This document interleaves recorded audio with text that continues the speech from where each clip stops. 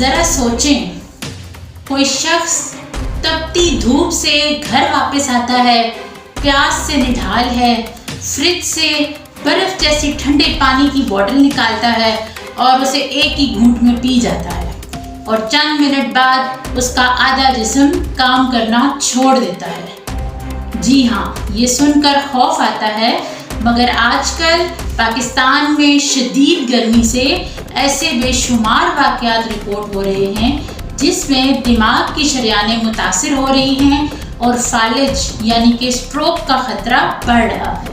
السلام علیکم، میں ہوں ڈاکٹر ذکیہ اون، پبلک ہیلتھ اسپیشلسٹ، اور آج ہم بات کر رہے ہیں کہ گرمی میں کیوں لوگوں کو فالج کے اٹیک بہت زیادہ ہو رہے ہیں۔ جب آپ شدید گرمی میں باہر سے آتے ہیں تو آپ کا جسم اندر سے گرم ہو جاتا ہے، اور اگر آپ اچانک ٹھنڈا پانی پیتے ہیں یا ٹھنڈے پانی سے نہاتے ہیں تو جسم کو شدید جھٹکا لگتا ہے جسے تھرمل شاک کہا جاتا ہے۔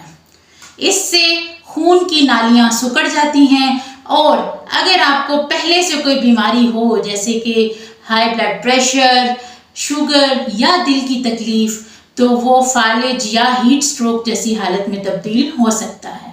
تو آج کی ویڈیو میں ہم اسی پہ بات کریں گے کہ کون کون سی احتیاطی تدابیر ہیں کہ جن کو اختیار کیا جائے تاکہ ہم گرمی میں اپنی حفاظت کر سکیں۔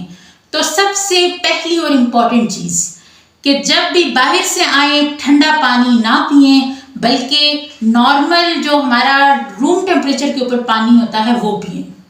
دوسری چیز، اچانک گرم جسم پہ ٹھنڈے پانی سے نہانے سے گریز کریں۔ پہلے جسم کا درجہ حرارت کم ہونے دیں، تھوڑی دیر انتظار کر لیں اور اس کے بعد نہائیں۔ تیسری چیز، پانی کی مقدار بڑھا دیں، دن میں 8 سے 10 گلاس پانی ضرور پئیں۔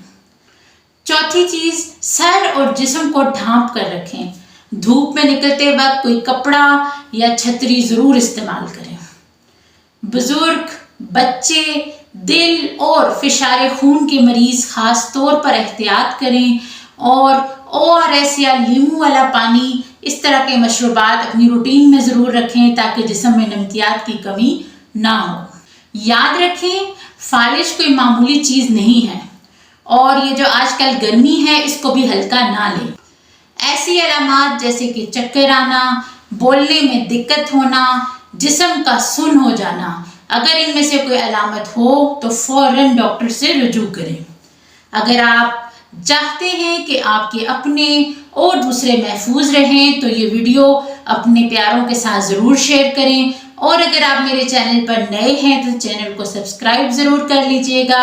اپنا اور دوسروں کا خیال رکھیں۔ اللہ پاک آپ سب کو صحت مند رکھے۔ بہت شکریہ۔ اللہ حافظ۔